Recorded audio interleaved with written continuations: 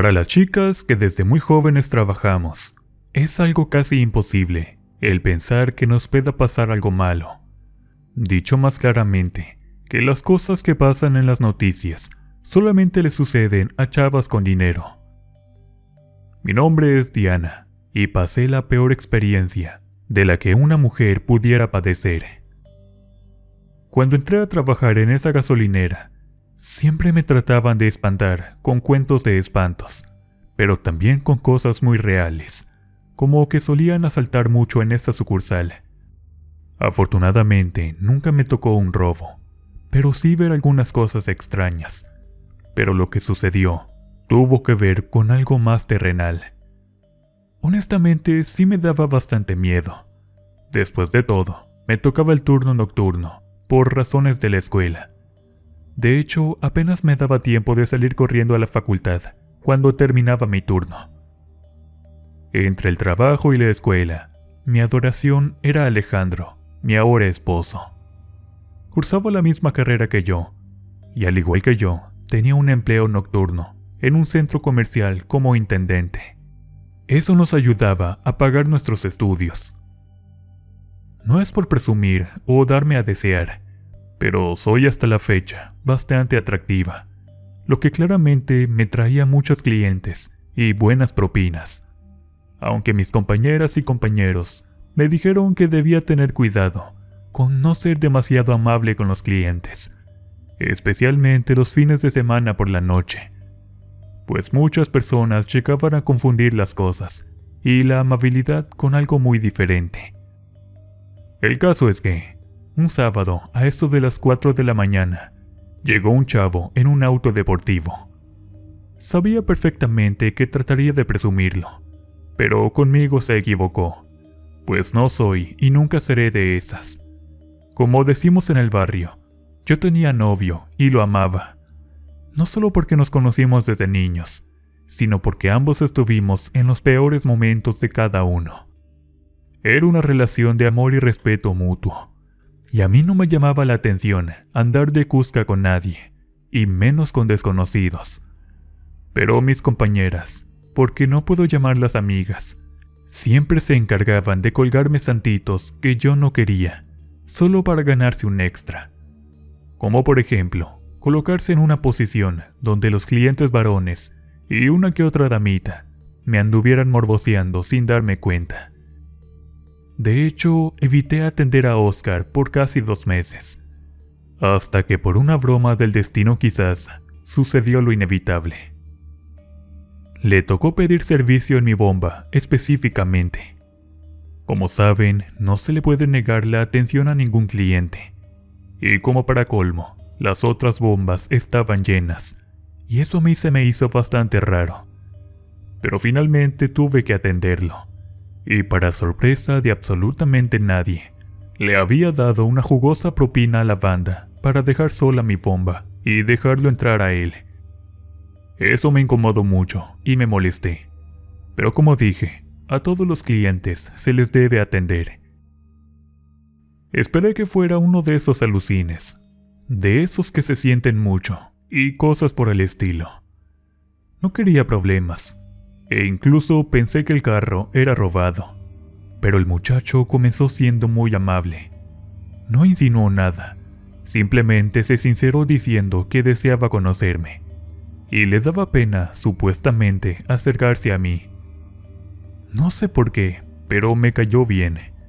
Supongo que por el hecho de que comenzó a contarme las mismas cosas de espantos que supuestamente sucedían en ese horario por ese lugar.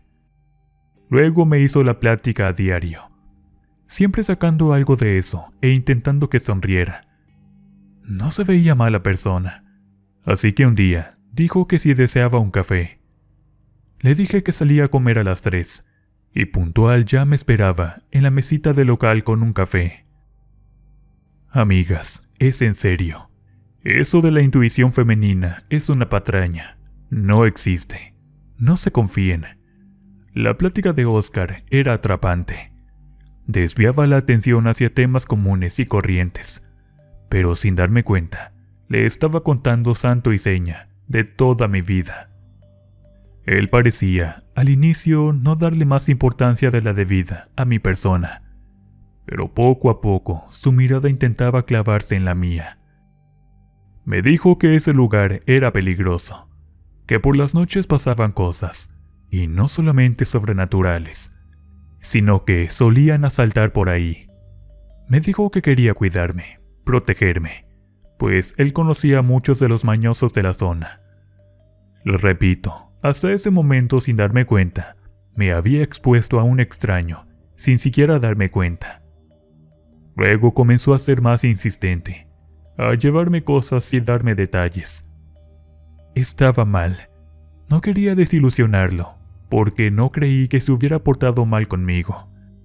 Pero tampoco era justo que se hiciera una idea de donde no la había. Y finalmente, una noche le dije que teníamos que hablar. Era algo muy serio que quería decirle. Esa noche le dije acerca de Alejandro, de cuánto lo amaba, que estábamos ahorrando para casarnos después de la graduación, y que él trabajaba muy duro para que no nos faltara nada.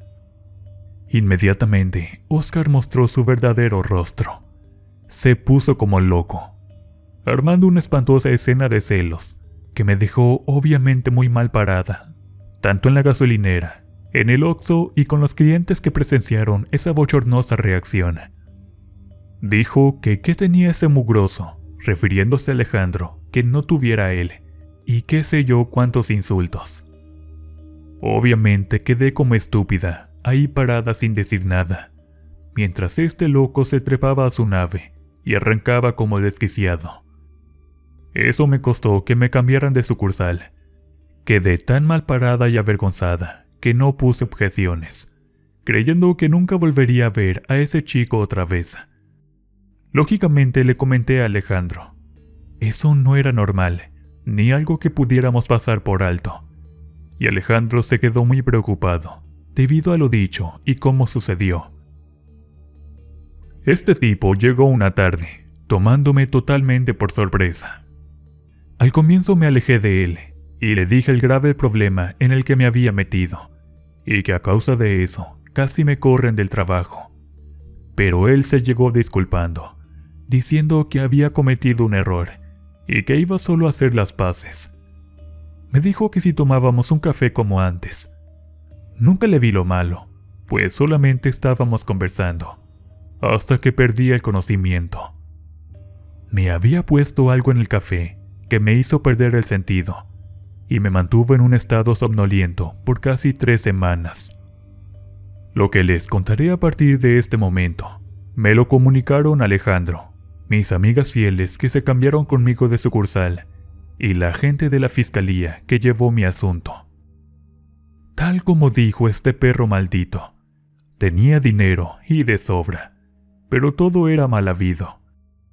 Era cierto que conocía a los mañosos de la zona, pero él era uno de los cabecillas de varios grupos delictivos. Pero eso no era lo peor. Según supe, debido a como les dije, las personas antes mencionadas, tuve mucha suerte, porque otras no corrieron con ella. El tipo me estuvo siguiendo los pasos desde el día en que me cambiaron de sucursal. Como era costumbre, comenzó a sobornar a todo el mundo para que le dieran información acerca de mí. Y finalmente dio con mi nueva locación de trabajo. Ya tenía planeado un sucio y cobarde plan para llevarme a como diera lugar con él. Como dije, le echó algo al café, seguramente de sus porquerías de brujería que practicaba, pues su casa estaba tapizada de pared a pared de cosas satánicas. Incluso la sala, el jardín y su cuarto tenían grandes figuras de roca del diablo, entre otras cosas blasfemas. Para asegurarse de que nadie abriría la boca, amenazó a todos los que me conocían, con tal de no decir nada sobre él. Es duro admitirlo, pero es justo también que lo sepan, para que nunca les pase a ustedes.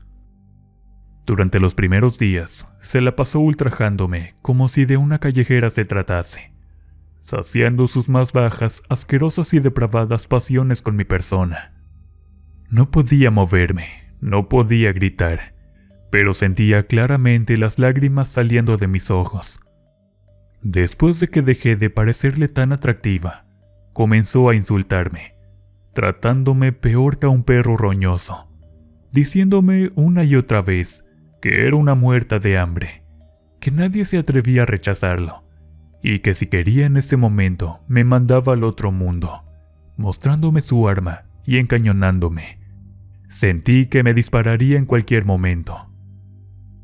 Les reitero, quizás lo peor de todo el asunto era que no podía reaccionar de ninguna forma. Quería llorar, gritar, pero simplemente estaba paralizada. Oscar había amenazado a medio mundo, pero no a Alejandro y mis amigas.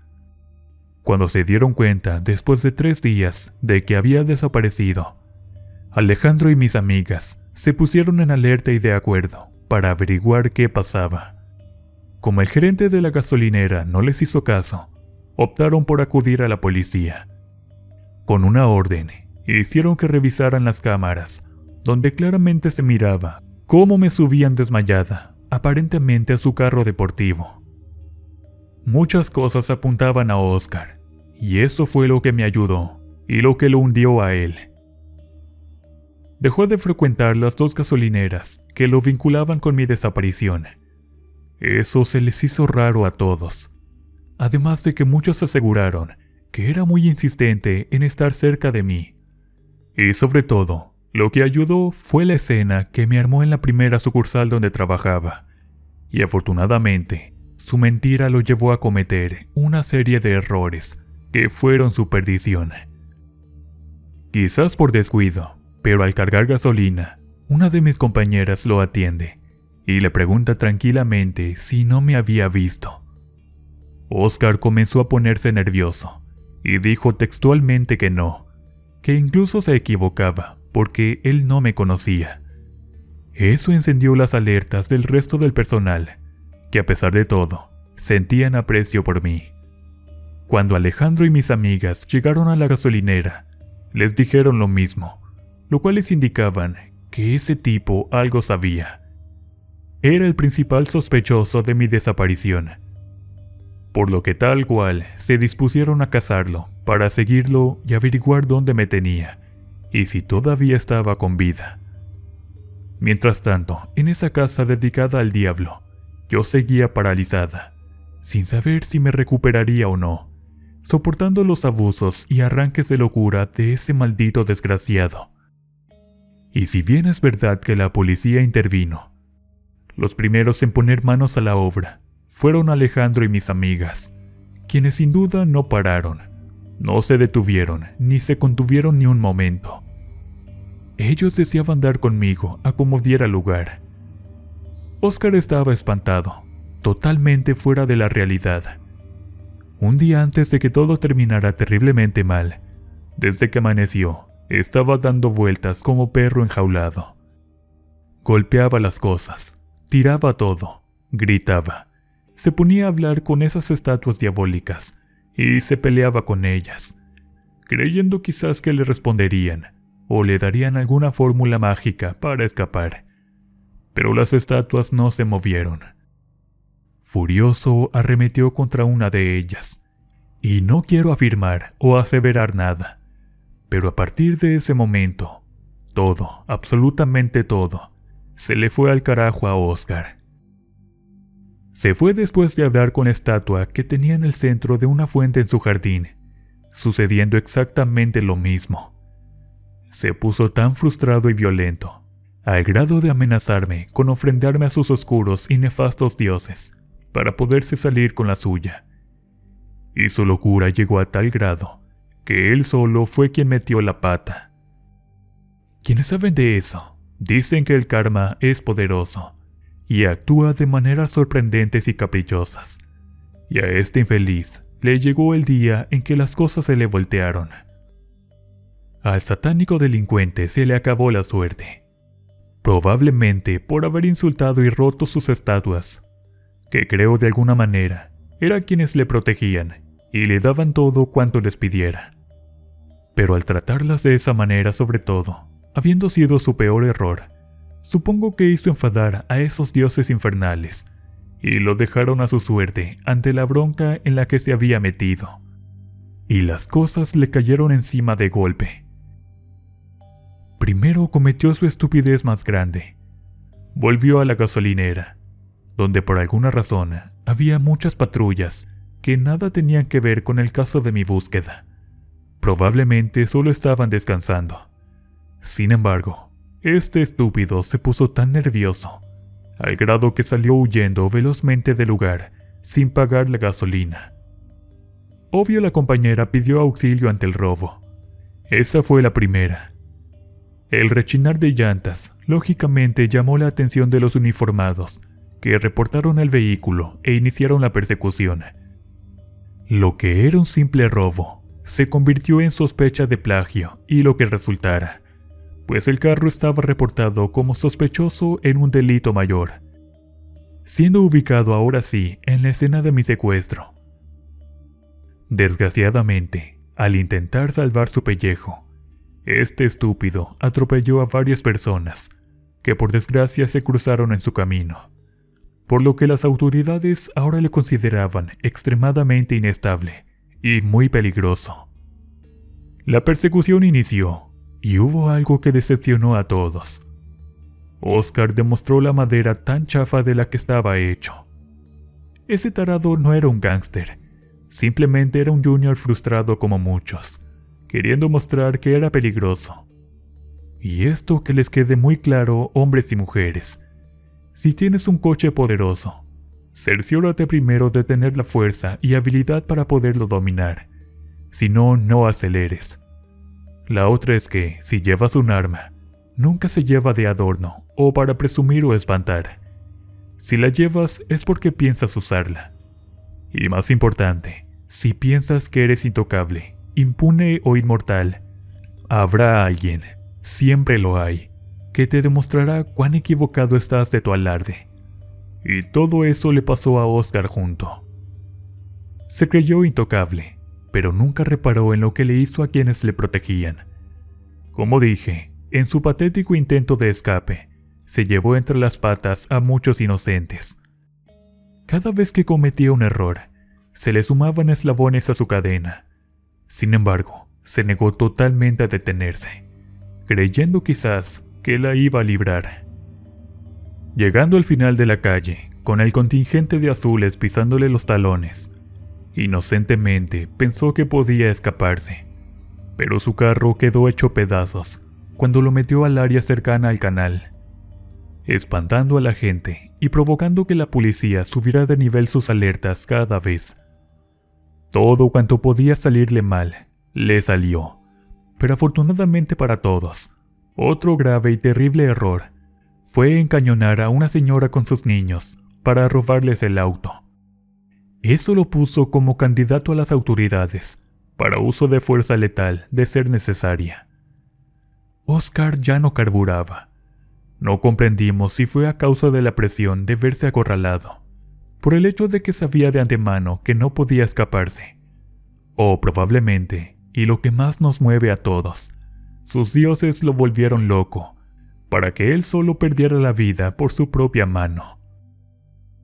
El caso es que, el muy tonto cometió su último error. El carro de la señora, a la cual había robado minutos antes, se estrelló contra el pesado portón en varias ocasiones, hasta derribarlo completamente. Sentí que me mataría en ese mismo momento, especialmente cuando corrió hacia mi dirección. Pero un par de agentes que saltaron por la barda trasera le tapaban el paso, amagando con dispararle, mientras el resto de oficiales entraban por la parte trasera. No entiendo, y hasta la fecha no alcanzo a comprender, cómo una persona puede ser tan estúpida como para pretender enfrentarse a la policía, sabiendo que no podrá ganar. No tenía ni idea de cómo usar el arma, ni siquiera sabía cómo cargarla, mucho menos cómo iniciar el tiroteo. Pero bastó con que el insolente levantase el mortal objeto para que los ministeriales le cosieran a plomazos, sin darle tiempo ni oportunidad de absolutamente nada. Casi sentí lástima por el maldito animal, después de ver cómo lo hicieron pedazos. Finalmente pude sentirme a salvo. Los agentes comenzaron a registrar la casa y me encontraron. Al ver mi estado, pero que seguía con vida, llamaron de inmediato a emergencias. En el hospital tardaron casi 2 días en hacerme salir de ese estado en el que me encontraba. Cuando reaccioné, finalmente pude desahogar todo el dolor, la impotencia, la rabia, la vergüenza y la tristeza que sentía. Supongo que al entender mi calvario, no me sedaron. La doctora y la agente a cargo permitieron que sacara todas esas emociones reprimidas, comprendiendo que no pude hacerlo cuando estaba dopada con Dios sabe qué. Alejandro resistió muy bien, aguantó y sin importar lo que sucedió, se casó conmigo. En la casa de Oscar encontraron fotos de muchas chicas desaparecidas, a las que lamentablemente mantenía encerradas en un cuartucho subterráneo, claramente ninguna con vida. Las pobres chicas no tuvieron suerte. Eso me hizo estremecer demasiado, y costó mucho aprender a vivir con el trauma.